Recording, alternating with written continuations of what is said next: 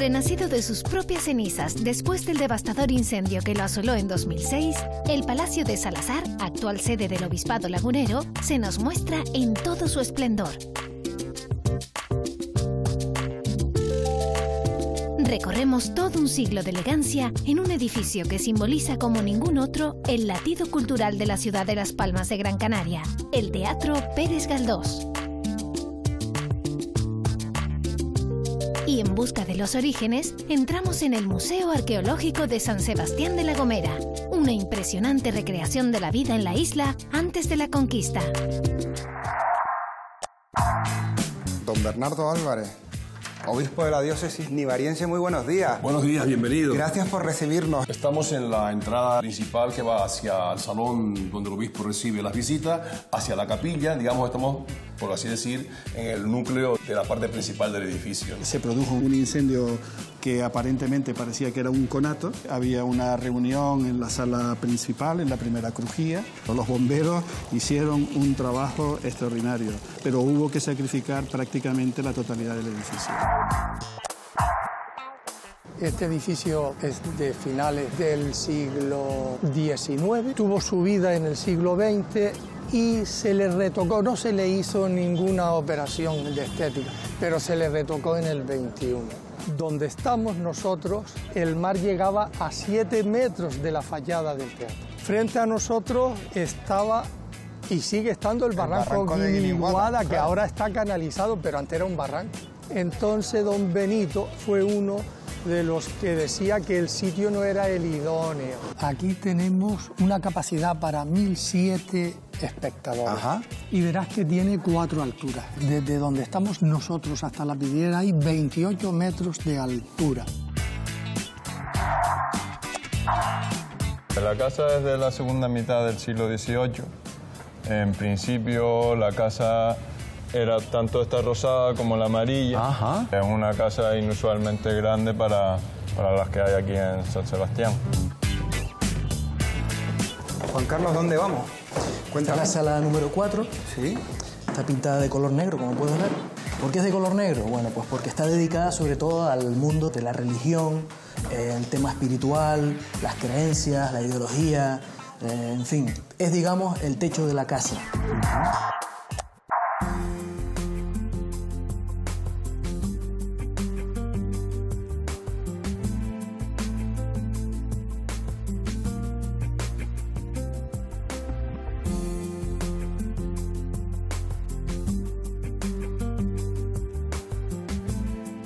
Renacido de sus cenizas tras el incendio que lo asolara en enero del año 2006, el Palacio de los Salazar se ha convertido en la sede del Obispado Lagunero. Reconstruido casi en su totalidad, es uno de los monumentos históricos más relevantes de la laguna.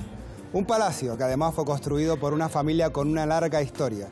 Un interesante edificio al que hoy abriremos las puertas, como siempre, en compañía de los que más saben del lugar.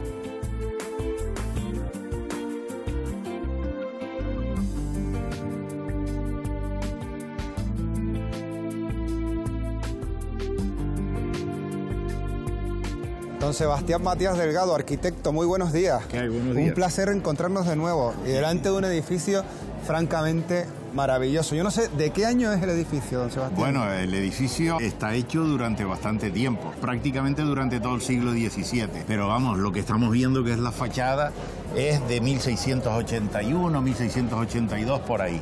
¿Y qué estilo tiene? ¿Qué podríamos destacar? Bueno, es difícil decir un estilo concreto, una especie de estilo tardo-renacentista, ¿no? Ya en cierto modo podríamos hablar de manierista, ¿no? En este edificio, aparte del diseño esmerado de todos los huecos, lo que destaca es el elemento central, ¿no? La puerta, el balcón central y el tímpano de coronación, ¿no? Tiene una organización a base de columnas pareadas, una cosa que se introdujo en el archipiélago en el siglo XVII. Hablábamos del escudo, don Sebastián, que se luce y además en una localización especial, ¿no? Me contaba.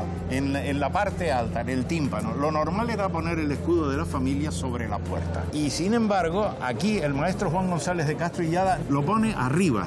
Crea un tímpano y crea una fachada que en cierto modo es como un retablo. Eso es una novedad. Don Sebastián Matías, muchas gracias por haber compartido un poco de ese vasto conocimiento hoy Vale.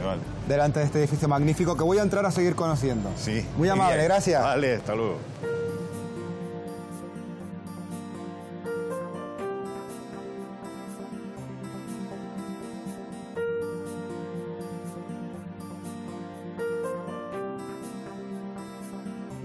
Voy a las dependencias privadas del señor obispo, que ha tenido la deferencia de encontrar un hueco para atendernos en su apretada agenda.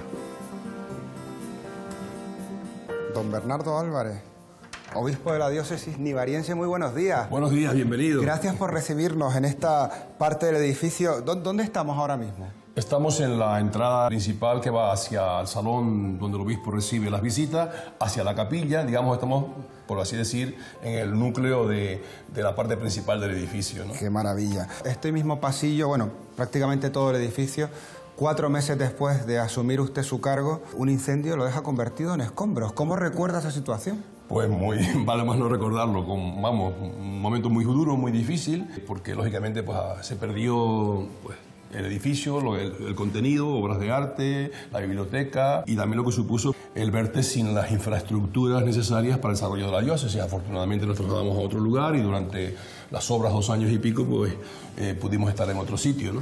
Todo lo que estamos viendo ahora es absolutamente nuevo. La reconstrucción se hizo fiel a lo que era el edificio, ¿no? Pero esto quedó totalmente destruido, porque todo esto es madera y, lógicamente, pues ardió. La tea canaria, como sabemos, es como la pólvora, ¿no? Claro, es el corazón del pino, digamos, exactamente, ¿no? Sí, sí. Yo no sé, pero a lo mejor mucha gente que está en casa no se imagina cómo es el día a día de un obispo. Quiero decir, usted nos ha atendido esta mañana, pero sabemos que tenía una agenda complicadísima. Bueno, pues el día a día del obispo, aparte de hay que levantarse muy temprano para poder uno rezar y de alguna manera poner el alma a punto antes de empezar el trabajo, ya prácticamente a las 8:30 de la mañana ya estamos ya en actividad en el obispado, bien recibiendo visitas, gestionando asuntos. Actividad. Y luego por la tarde ya son pues las celebraciones en las parroquias y en distintos lugares donde hay que participar y estar, ¿no? Justamente estamos viendo aquí a la derecha, fíjate este libro. Es un libro, ahí tienes reproducida la imagen de una capilla que está en el Vaticano, se llama la Capilla Redentoris Mater, hecha por los mismos artistas que hicieron esta capilla de aquí, ¿no? Sí, ¿Te parece si la vemos? Vamos. Bueno, pues adelante. Muchas gracias. Y aquí tiene la capilla. ¡Qué belleza! Esto es un mosaico tipo bizantino, diríamos, pero hecho en la actualidad, ¿no? Este mosaico es obra de una escuela llamada Centro Aleti, que está en Roma, fundada por el Papa San Juan Pablo II, que quiso de esta manera establecer un diálogo entre la Iglesia Católica y la Iglesia Ortodoxa. ¿Cuántas personas trabajaron para sacar adelante este proyecto? Bueno, este proyecto vinieron 11 personas de 6 países diferentes. El propio director, que es el diseñador, el padre Rumni, que es un jesuita esloveno. ¿Y los materiales? Los traen ellos. Que hay hasta piedra volcánica, sí, basalto. Justamente esta parte de abajo son lo que llamamos China de la carretera, ¿no? Sí. Y aquellos son piedras de ceniza volcánica. Quiso él también un poco dejar la impronta de que el mosaico tuviera algo también de la propia tierra, ¿no?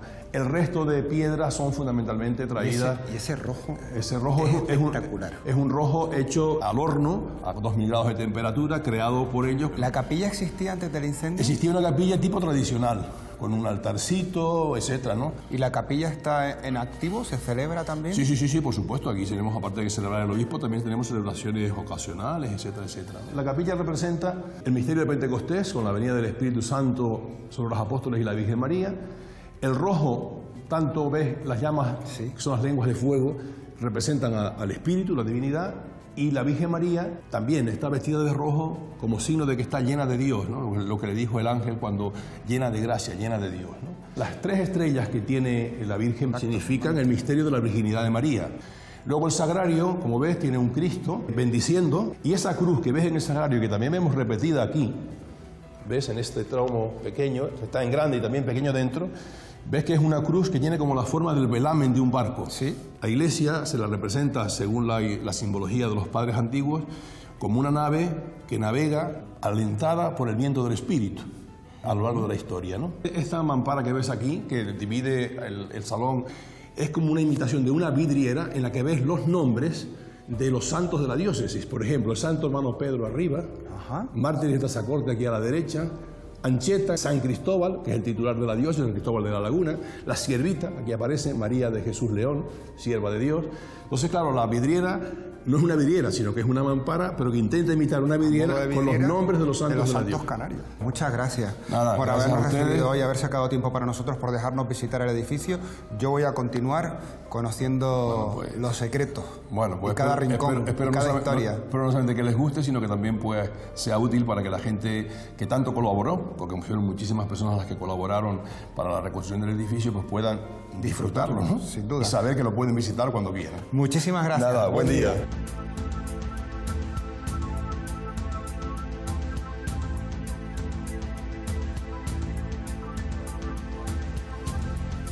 Don José Miguel Márquez Zárate, muy buenos días, arquitecto. Encantado, Carlos. Tenía muchas ganas de encontrarme con usted o contigo, si me permites tutearte, porque eres uno de los 3 arquitectos responsables de la restauración de este edificio después de ese incendio del 2006. Y me gustaría, para empezar, que nos contaras cómo te encuentras el edificio y también cuáles fueron los motivos por los que se produjeron ese incendio. ¿Se conocen ya? Se produjo un incendio que aparentemente parecía que era un conato. Había una reunión en la sala principal, en la primera crujía. El fuego se produce justamente al lado de la galería donde estaban reunidos. Parece ser que el causante es una regleta. Al parecer había una estantería al lado. Esa estantería pasa el fuego a la cubierta. El fuego corrió silenciosamente por todo él y cuando quisieron atajarlo, el fuego había tomado posesión del edificio. Cuando ustedes llegan, José Nosotros Miguel, llegamos... ¿qué se encuentran? O sea, ¿cuál es el espectáculo después de ese fuego que es tremendo? Se llegan a alcanzar temperaturas de casi 1200 grados, tremendo. Sí. Los bomberos hicieron un trabajo extraordinario, pero hubo que sacrificar prácticamente la totalidad del edificio. Y eso le iba a contar, o sea, un edificio con esta historia tenía que contener tesoros y archivos de un valor incalculable. Bueno, ¿qué se perdió en ese fuego? Desde el portátil en donde está una información valiosísima hasta elementos patrimoniales de cuadros, vargueños, mobiliario. Hubo una gran suerte y es que el obispado en fechas anteriores había tomado la decisión de ejecutar un edificio específicamente destinado a los archivos.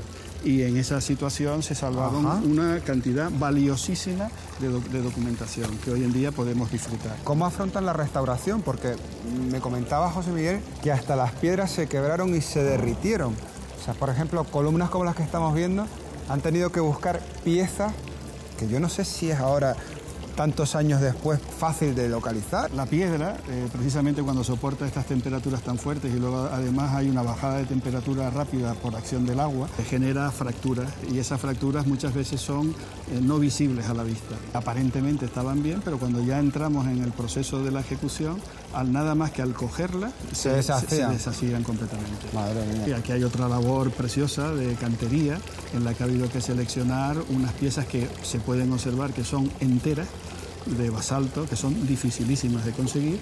El primer año estuvimos trabajando solamente en desescombro y en clasificar todos los restos de todas aquellas cosas que de alguna manera podían tener o significado o valor. Se restaura el edificio, pero además se mejora.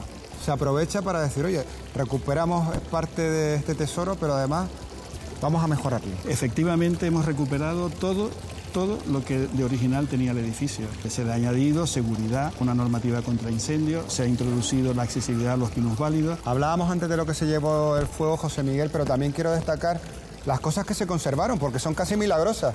Estos peces, en medio de todo este incendio, sobrevivieron. No solamente eso, sino además estos 2 magníficos naranjos. Increíble. Mientras el resto de las columnas caía por esas temperaturas, se mantienen los naranjos. Lo que fue increíble es que en la sala donde estaban reunidos, todo ese mobiliario, al caer el techo que quedó completamente carbonizado y completamente destruido, pues resulta que quedaron 2 cuadros enfrentándose. En una estaba la Virgen y en la otra estaba Juan Pablo II. José Miguel, quiero que me acompañes a otro de los espacios recuperados. Vamos a verlos, el patio lateral.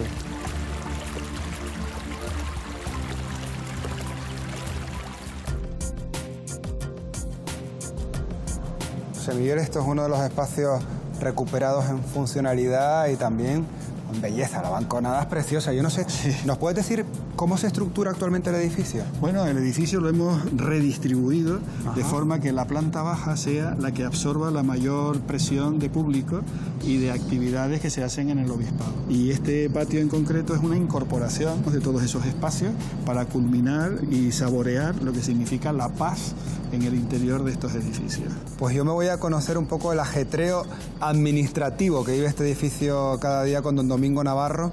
Muchas gracias por todo, Carlos. Y enhorabuena por este trabajo. Muy bien. A los 3 arquitectos, enhorabuena. Se lo haré extensivo a todo el equipo de Muchas personas gracias. que han trabajado. Adiós.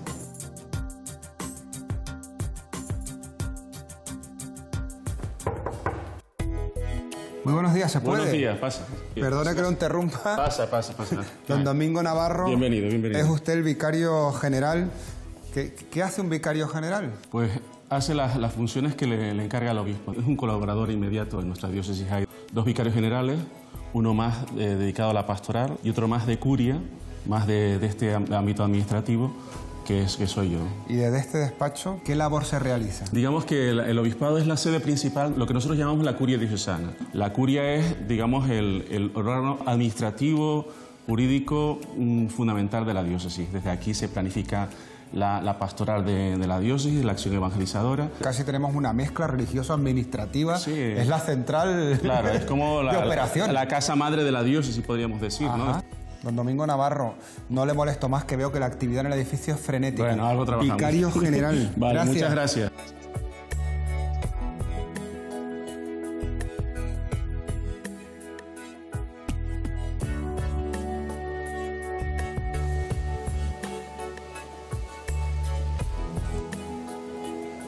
Yolanda, muy buenos días. Hola, buenos días, ¿qué tal? Contigo acabamos la visita de hoy. Yolanda García lleva 15 años en este puesto de información y de recepción y viendo, me imagino, que un montón de gente pasar, porque hoy ha sido un no parar. ¿Cuánta gente puede visitar al año aproximadamente? Pues el año pasado, en el año 2014, alrededor de unos 15.000 turistas. Ajá, 15.000 turistas. Y sobre todo, quienes más nos visitan son los alemanes y franceses. Madre y mía. colegios vienen muchísimo. Oye, y entre tanta gente, ¿recuerdas, Yolanda, algún personaje así que te haya llamado la atención?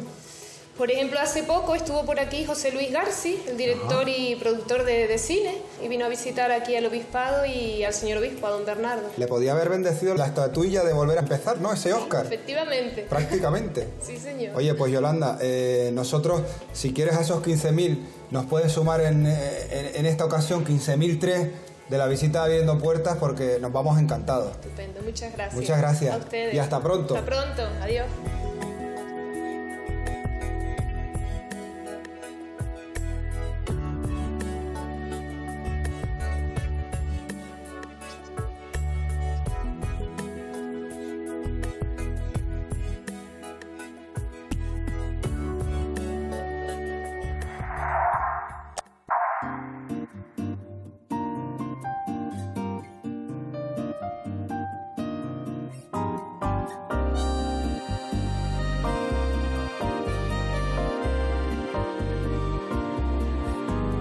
En 1880 se levantaba por primera vez el telón de un teatro nacido para acoger al creciente público de la ciudad de Las Palmas de Gran Canaria. Un lugar cuyo atractivo no solo reside en la calidad de las obras que se representan, sino en su majestuosidad arquitectónica.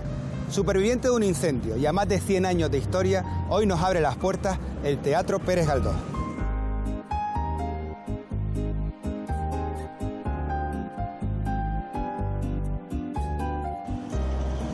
Don Andrés Merino, muy buenos días. Muy buenos días. Y Guía gracias. oficial del Teatro Pérez Galdós. Efectivamente. Gracias por recibirnos, gracias a usted. Un edificio con mucha historia y una fachada preciosa. ¿De cuándo data el edificio? Cuéntenos. Este edificio es de finales del siglo XIX. Tuvo su vida en el siglo XX y se le retocó. No se le hizo ninguna operación de estética, pero se le retocó en el XXI.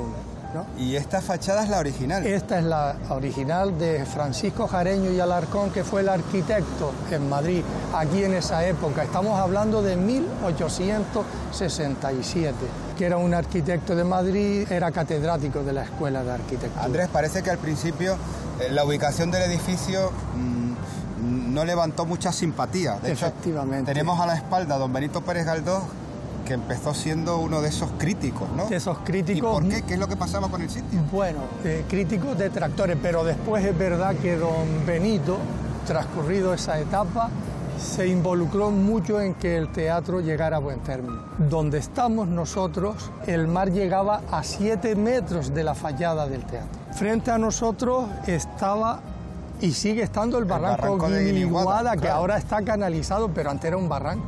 Entonces don Benito fue uno de los que decía que el sitio no era el idóneo. O sea, que al final sí se convirtió en un defensor. En un defensor. Y un auténtico defensor es la otra figura que nos observa, que es Saint-Saëns, efectivamente, Camilo Saint-Saëns. ¿Y por qué está ahí esta estatua de Saint-Saëns? Bueno, don Camilo hizo mucho por Gran Canaria y por el teatro. Saint-Saëns 7 veces estuvo en Canarias a finales del siglo XIX y XX y se enamoró de Gran Canaria. Tal es el hecho de que hizo tanto que es hijo predilecto de Las Palmas, efectivamente.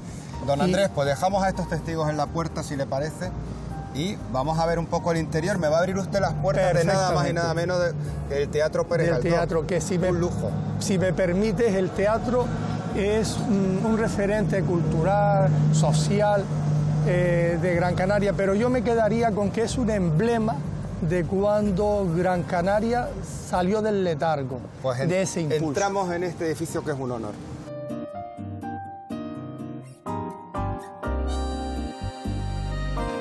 Bueno, el hall del Teatro Pérez Galdós, lugar precioso sin duda. Cuántas emociones, cuánto me imagino, cuántas personalidades también habrán cruzado estas puertas, ¿no? Efectivamente. Estoy viendo, don Andrés, acompáñeme un poquito para acá. Estas maderas lucen espléndidas. ¿Son fruto de la reforma o son las originales? No, son las originales de 1928, obra de don Miguel con la ayuda de su hermano Néstor, y ahora lo que se le ha hecho es limpiarlas, darle esplendor. Fantástico. Solamente, Me comentabas, Andrés, algo curioso de este hall. Las columnas, a diferencia de otros sitios, no sostienen nada. No sostienen nada. Las columnas son de pura decoración. Si quitamos las columnas, el edificio queda en pie. Andrés, ¿le parece si vamos al patio de butacas, que creo que es la parte más antigua del teatro, ¿no? Efectivamente.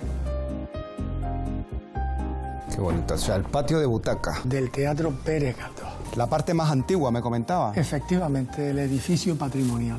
Las butacas, por ejemplo, a pesar de estar en la parte más antigua del teatro, son modernas y veo que algunas incluso tienen unas pantallas. Efectivamente. Las butacas son de la última remodelación del año 2007. Y esa pantallita que tú comentas, pues es un traductor múltiple. Andrés, ¿cómo se distribuye este patio de butacas? Cuénteme. Mira, aquí tenemos una capacidad para 1.007 espectadores. Ajá. Y verás que tiene 4 alturas. Estamos en el patio de butaca, los palcos de platea, palcos principales, que es donde está el palco de autoridades, sí, que arriba está el escudo de la ciudad, que es una de las liberalidades de Néstor. Y de Néstor precisamente también... Las vidrieras, por ejemplo. Estas vidrieras, este techo fantástico. Cuéntenos, Andrés. Desde donde estamos nosotros hasta la vidriera hay 28 metros de altura. Y una curiosidad, Néstor había diseñado un procedimiento de torno donde estamos nosotros, quitando la butaca, subía el piso, por así decirlo, y se convertía en una pista. Por eso, en los carnavales, a finales de año, se celebraban bailes en el Teatro Pérez Galdós. Anda, pues eso sí que no lo sabía. Ese sistema ya no existe, ¿no? Porque ahora por debajo van las canalizaciones del aire acondicionado. Una de las obras que se destaca siempre en el Teatro Pérez Galdós es esta boca de escenario, que es todo obra de Néstor también. Obra de Néstor. Y cuando don Miguel ganó el concurso, solicitó al ayuntamiento que su hermano Néstor le ayudara en la decoración del teatro.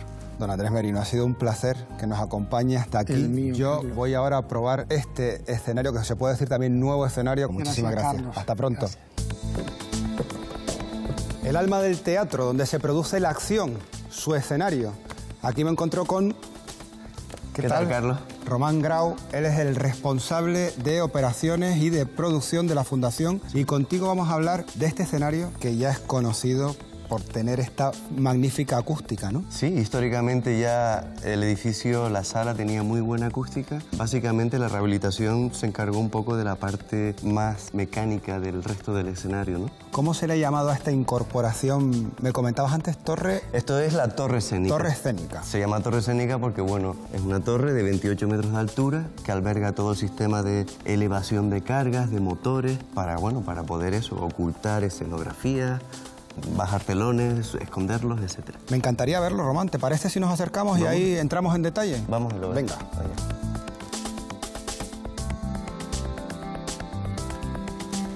Y esto, Román, sería la torre escénica y dentro de... ¿Esto cómo le llaman los profesionales? Esto es la concha acústica. Son una serie de paneles que montamos para propiciar la proyección de la orquesta o de la banda hacia el patio de butacas. Sí. Estupendo. O sea, lo que hace algunos años se hacía a mano, ahora... Ahora todo es con todo ese programa y queda automatizado en un ordenador. Fantástico. Y se va moviendo todo. Otra cosa que recuerdo, Román, es que antes cuando se entraba, incluso cuando tenía que entrar parte de una obra, decorados, era todo como un poco laberíntico. Lo noto ahora todo como más limpio, ¿no? Sí, ahora bueno, hay un acceso directo desde el escenario para que la descarga de los contenedores de la escenografía entre directamente a la zona trasera del escenario, que es la chásena, y ahí se montan las escenografías que luego pasan al escenario. Román, especial cuidado se ha tenido con el tema de los incendios, claro, y más con la historia que tiene el edificio, ¿no? Claro, el escenario es una zona de alto riesgo. Ten en cuenta que hay 450 circuitos con una capacidad de potencia de 1 millón o más de 1 millón de vatios, casi 1,5 millones. Es importante el tema de, como tú comentas, un cortafuegos, un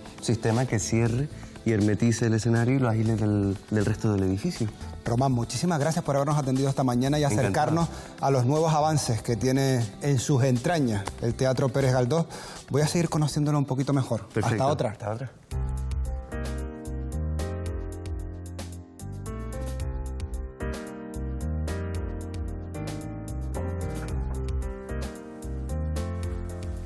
Vamos a los palcos de platea. Ahí he quedado con Luis Acosta. Él es el director general de la Fundación Auditorio y Teatro de Las Palmas de Gran Canaria.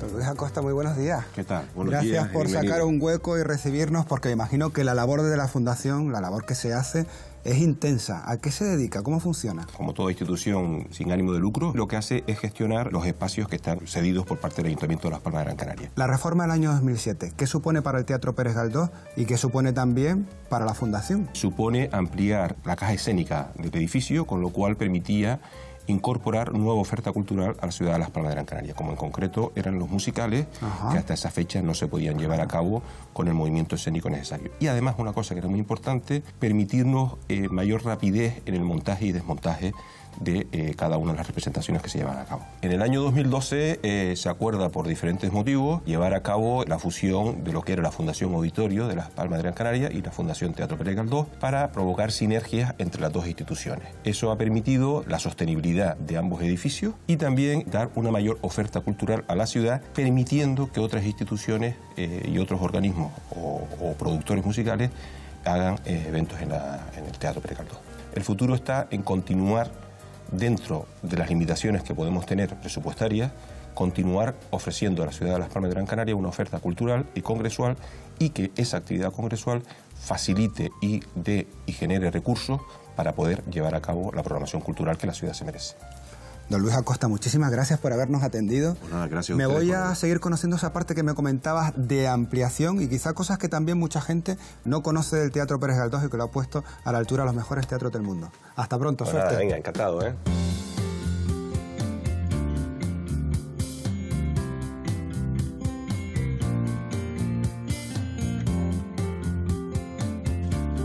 Don Daniel Montes de Oca, muy buenos días. Buenos días, Carlos. Gracias por recibirnos. Es un privilegio tenerte aquí porque tú eres el director del Museo Néstor y estamos, digamos, un poco en la joya de este Teatro Pérez Galdós y en la que además podemos ver cómo se estructura perfectamente el trabajo arquitectónico y la obra pictórica de Néstor. Yo no sé si ese trabajo entre hermanos aquí, desde luego, tuviéramos que buscar un ejemplo, este es perfecto. Por así decirlo, es el culmen de la amistad y del amor por el arte. No se puede separar un edificio de Miguel de esta época, estamos hablando de la década de los 20, no se puede separar a los hermanos. Estamos en una sala donde se conculcan, por así decirlo, la arquitectura y las artes decorativas de una manera tan maravillosa, viendo el colorido restellante de la obra de Néstor y de la elegancia de la arquitectura de Miguel, que están recuperando ese mundo renacentista y lo están extrapolando a las Palmas de Gran Canaria. Y en la sala, Daniel, francamente, yo creo que es casi la explosión de todo lo que vemos en el resto del teatro, de frutas, de color, de opulencia, las vidrieras. Sí, porque Néstor hace todo un programa decorativo para todo el teatro en sí, pero se recrea en esta sala, que es la sala Camille Saint-Saëns. Daniel, como gran conocedor de la obra de Néstor, ¿qué destacarías de esta sala? Porque creo que ha participado hasta la arena de las canteras, me han dicho, para los estucos. Sí, y eso es un problema para la conservación, porque la arena absorbe mucho la humedad y es un tanto complicado. Yo destacaría no solamente el color, sino las figuras, esa riqueza.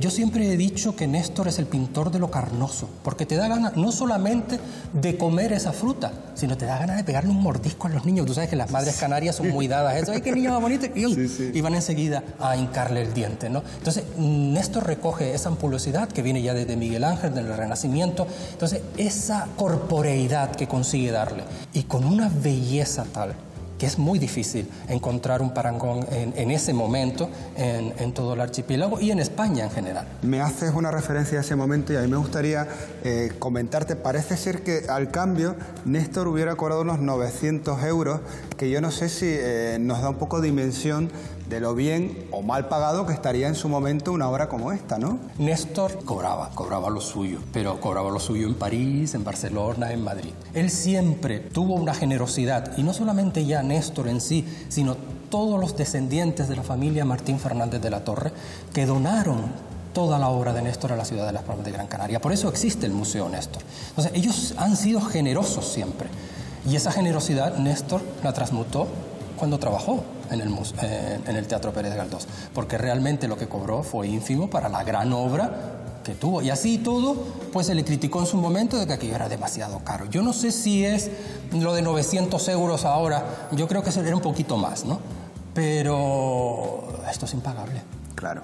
Estamos ante una obra que ya trasciende la cronología y trasciende los estilos para configurarse como una obra plástica de primer orden. Daniel, es muy difícil, estando fuera de un museo, mantener una obra de esta importancia y este calibre. Sí, yo como, además de director, soy conservador, ¿no? Yo tengo que cuidar ese legado para los futuros que vengan a visitarnos, ¿no? Y realmente es muy complicado porque la humedad, la temperatura, pero también la luz. Pues imagínate todos estos lienzos aquí expuestos de esta manera, ¿no? Entonces sí que es difícil de conservarlo, pero bueno, no es imposible. Y están en un estado magnífico porque en el Teatro Pérez Galdós lo cuidan al máximo. Daniel Montes de Oca, muchísimas gracias por habernos acompañado esta mañana, por llenarnos de belleza en esta sala que de por sí ya la rebosa, y espero verte pronto en el Museo Néstor. Eso espero, que esa promesa se cumpla. Gracias a ti. Y a ustedes les voy a despedir de una manera muy especial también, porque antes de dejar el edificio quiero que me acompañen a comprobar precisamente las vistas que tenemos desde esta terraza del Teatro Pérez Galdós.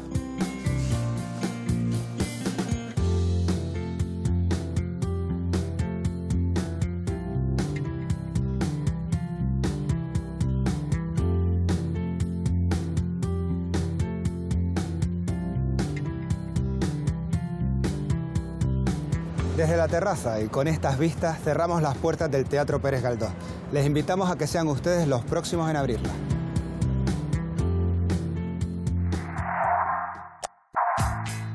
La casa es de la segunda mitad del siglo XVIII. En principio la casa era tanto esta rosada como la amarilla. Ajá. Es una casa inusualmente grande para las que hay aquí en San Sebastián. Juan Carlos, ¿dónde vamos? Esta es la sala número 4. Sí. Está pintada de color negro, como puedes ver. ¿Por qué es de color negro? Bueno, pues porque está dedicada sobre todo al mundo de la religión, el tema espiritual, las creencias, la ideología, en fin. Es, digamos, el techo de la casa.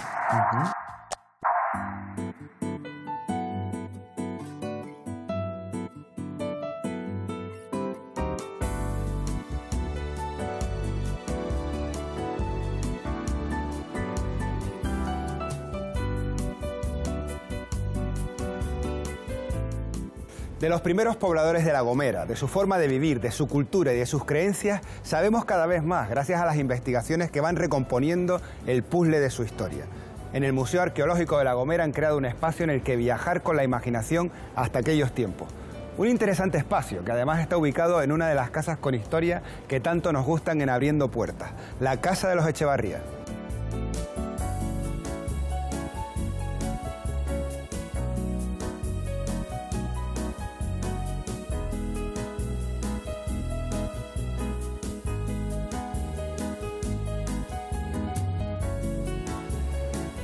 En esta calle, Torres Padilla, donde está el Museo Arqueológico de La Gomera, he quedado con Mario Rodríguez. Muy buenos días, Mario. Buenos días, gracias Carlos. por recibirnos frente a la Casa de los Echevarría.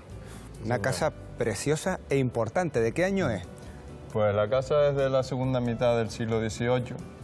En principio la casa era tanto esta rosada como la amarilla. Ajá. O sea, era mucho más grande que en la actualidad. Era mucho más grande, sí. Es una casa inusualmente grande para las que hay aquí en San Sebastián. Bueno, la casa se dividió en el siglo XIX. Originalmente la puerta estaba en lo que ahora es la Casa Amarilla, la puerta principal. Hay que destacar que la casa estaba justo enfrente de la iglesia matriz, que ahí también los Echevarría tienen una capilla justo aquí enfrente. Da un poco también idea de la importancia que debía tener esta familia, ¿no? Sí, pues sí. Casi siempre alrededor de iglesias o edificios oficiales vivía la gente solo vive el poder, digamos. Sí, sí. Y en los cascos antiguos todavía más. Estoy viendo que es muy interesante también ese blasón, ese escudo de armas de los Echevarría, Sí. que se ha conservado además en ese frontis de la casa perfectamente. Es un recuerdo y signo importante también de este Sí, frontal, sí. ¿no? Y además es significativo que sea de madera. Normalmente los escudos Sí, que suelen van en estar el exterior tallados, ¿no? Suelen ser de piedra, ¿no? Porque van en el exterior. Sin embargo, este es de madera. Puede ser que en un primer momento estuviera dentro de la casa y después se haya sacado. Además, los escudos suelen estar centrados encima de la puerta principal. Y este lo vemos que está un poco descentrado, ¿no? Me contabas, Mario, además, que tiene una particularidad este escudo, que prácticamente tiene un espejo, aunque sea distinto, que está en esa capilla que me comentaba. En la capilla de los Echevarría, sí. Aunque hay algunas particularidades de este escudo, por ejemplo, la simbología recuerda mucho a la simbología americana, esas plumas así en penacho. En cambio, en la capilla no están así. Oye, la casa es preciosa y además ocupa este lugar importantísimo en la calle y me encantaría verla por dentro. ¿Podemos verla, Mario? Por supuesto. Venga. Adelante.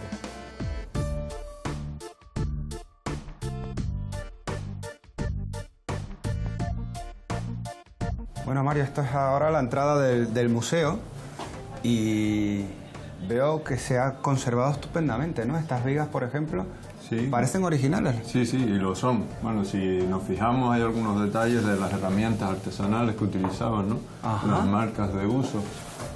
Y estas se conservan gracias a una restauración que se hizo en los años 80 por Marco Meloni, que intentó conservar lo más posible la casa. Por eso el valor histórico también de esta casa. Ajá, porque a veces, claro, casi todas las casas en cascos urbanos que se restauraron en su momento más bien fue casi un majo y limpio, ¿no? Que Sí, digamos así de manera se cordial. mantiene la estructura, pero se muchos cambia de los todo, elementos suelo. se pierden. En cambio, en esta casa tenemos vigas, tenemos suelo original, tenemos algunos detalles como los clavos, que son clavos hechos artesanalmente, Madre son mía. originales de la casa, hechos por herreros de manera artesanal. Y esto se recuperó en la casa cuando en los años 80 se llevó hizo a cabo esa sí. obra otra vez de restauración. Sí, sí. Estos están fuera, pero hay muchos en las vigas. Oye, ¿qué te parece si seguimos viendo un poco la casa y me cuentas también quién era esta figura? ¿Quiénes eran los Echevarría? Pues mira, los Echevarría eran... Miguel de Echevarría, tenemos aquí precisamente, Sí, ¿no? y el escudo que se encuentra en la capilla, en la iglesia.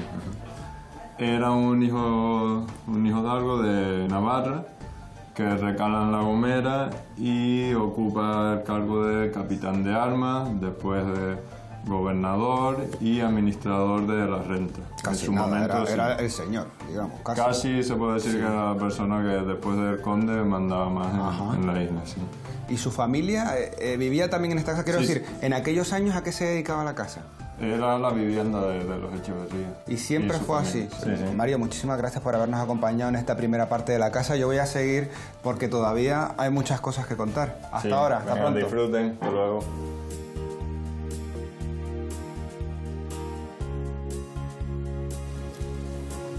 Juan Carlos Hernández Marrero, muy buenos días. Gracias por estar con nosotros.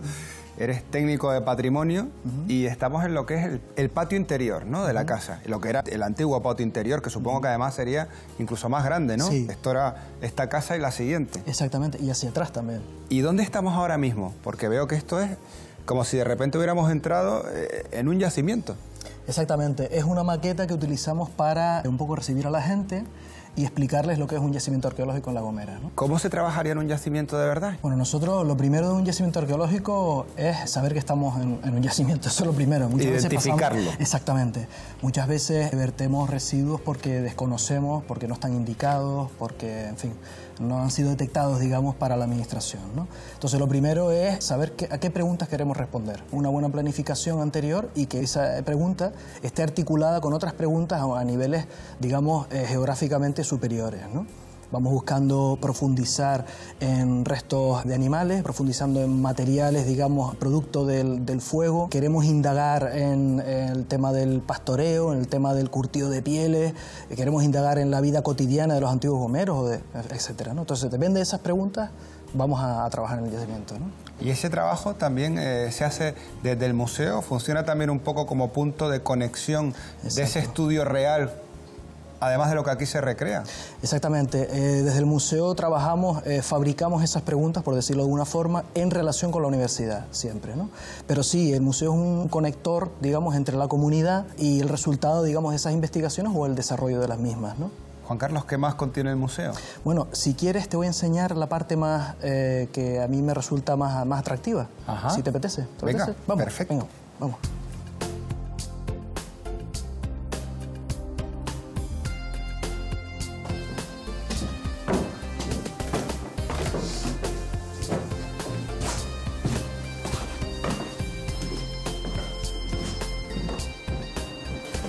Juan Carlos, ¿dónde vamos?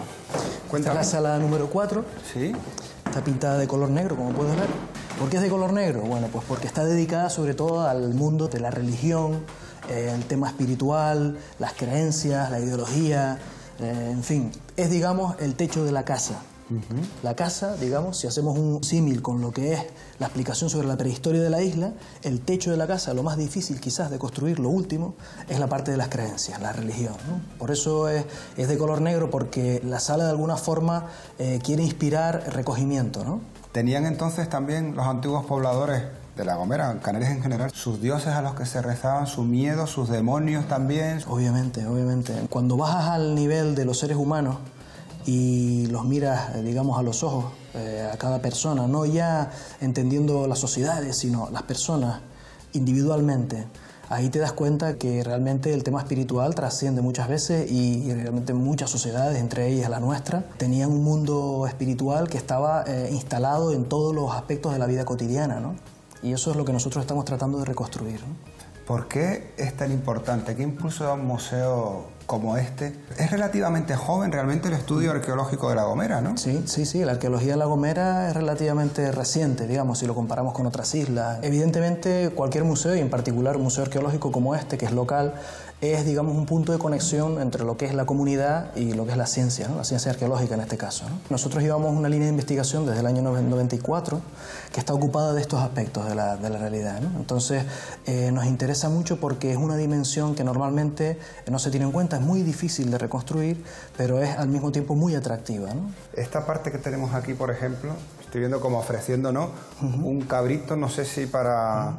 Efectivamente. Para sacrificar. Esto vendría a ser lo que nosotros llamamos ara de sacrificio. Es un lugar en el que los antiguos gomeros ofrecían a sus divinidades sacrificios de los productos que ellos manejaban con el fin de conseguir sus favores, ¿no? Básicamente en épocas de crisis, de estrés. Estamos viendo aquí también cueva sepulcral, que supongo que es la reconstrucción de un enterramiento tal y como lo hacían los antiguos habitantes de la isla, ¿no? Efectivamente. Luis Diego Cuscoy, un arqueólogo muy conocido de Tenerife, el padre casi de la arqueología tinerfeña, decía que Canarias era una gran necrópolis. La bioantropología en la actualidad pues supone uno de los recursos principales para la investigación, ¿no? Y aquí en la isla de La Gomera pues no somos menos, también hay multitud de cuevas sepulcrales con restos y queríamos ofrecer, digamos, una visión realista de cómo te puedes encontrar tú una cueva de enterramiento, ¿no? ¿Por qué es tan importante un museo arqueológico como este? Bueno, es importante por varias cosas. Lo primero es porque supone un punto de conexión entre lo que es la comunidad y la investigación arqueológica, ¿no? Segundo, porque obviamente al ser un museo arqueológico con este tema, impulsa la arqueología, ¿no? Impulsa la investigación, desde los museos siempre se investiga, en fin, no solamente se acopia, sino que se hacen otro tipo de actividades, educación, conservación, etcétera, etcétera, ¿no? Entonces es clave para la isla, ¿no? ¿Qué tenemos por aquí? Grabados rupestres. Los grabados rupestres en la isla de La Gomera tienen un paralelismo muy grande con el sur de Tenerife. Nos cuentan historias sobre, por ejemplo, navegación, sobre barcos, sobre cómo los indígenas veían el mar. Entonces, bueno, los grabados rupestres nos parece muy interesante en la isla de La Gomera porque registran casi siempre las mismas formas que han continuado registrándose a lo largo del tiempo. Entonces, los hemos detectado debajo de aras de sacrificio, con la misma tipología, y hasta hace muy poco tiempo los pastores continuaban haciéndolo de la misma manera, ¿no? Juan Carlos, me decías que querías acabar esta planta precisamente de una manera especial con un panel que tiene mucho que decirnos y un mensaje muy importante, ¿no? Cuéntame, ¿es este precisamente? Sí, es este.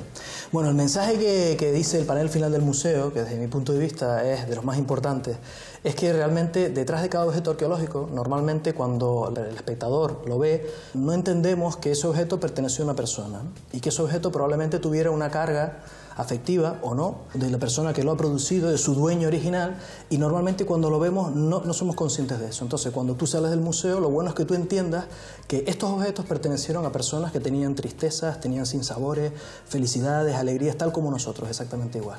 Pues con ese mensaje nos quedamos. Yo ahora voy a ir al exterior de la casa otra vez porque me encuentro con una persona, con Cándido, que conoce muchísimo de la historia de la casa, la historia contemporánea en esos 95 años estupendamente llevados que tiene. Juan Carlos Hernández, un placer. Espero vernos pronto. Igualmente, cuídate. Chao.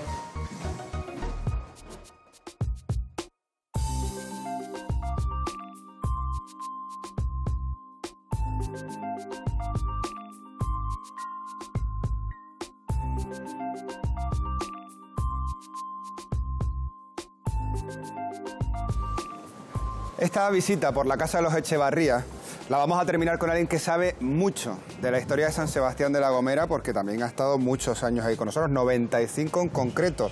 Muy buenos días. Buenos días. Don Cándido Armas, ¿cómo está? Bien. 95 años y está usted hecho un chaval. Ya me gustaría a mí tener esa frescura que tiene don Cándido. Usted ha vivido todos los usos de esta casa. Pues se usó para jugado, para vivienda. Al principio creo que fue una fonda, que es lo que hoy en día llamaríamos una pensión, Sí, una ¿no? pensión, Casa de comida. sí, casa de comida. Y esta casa, don Cándido, incluso fue juzgado. Sí, juzgado comarcal que llamábamos nosotros aquí. Ajá. No era juzgado de primera instancia. Que digamos además ocupaban como la parte alta, porque Sí. mientras en la parte baja seguían viviendo familias, ¿no? Exactamente. Se iban unos, venían otros y tal. Estuve muchos años. Muchos años residiendo también dentro de la casa, Sí, diferentes familias, como hogar de esas familias, hogar de digamos. esas familias, sí. Y a partir de ahí ya viene lo del museo. Después vienen ya los museos y después el juzgado duró muchos años. Me decía al principio, don Cándido, que esta esquina tiene historia. Porque en esta esquina- esquina había un cañón, pero no era para la defensa de la casa, ¿no?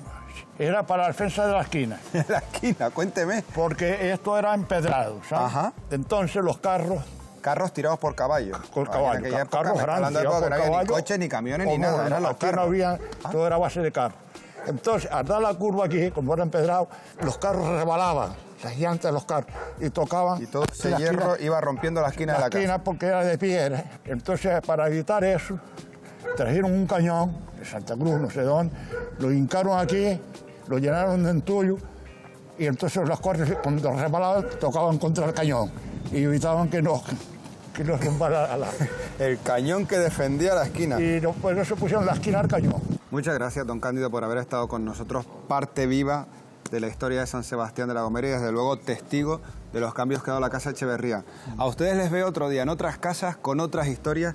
Y don Cándido, usted si quiere me acompaña por esta preciosa calle. Muy bien. Y me sigue poniendo al día de lo que ha sido la historia de San Sebastián de la Gomera, que la conoce usted muy bien.